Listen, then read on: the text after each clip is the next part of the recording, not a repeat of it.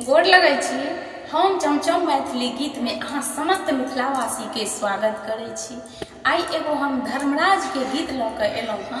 अहाँ सब ई गीत हमर जरूर सुनबै देखबै और हमर चैनल के सब्सक्राइब, वीडियो के लाइक कृपया करके सब गोरा जरूर कऽ देबै।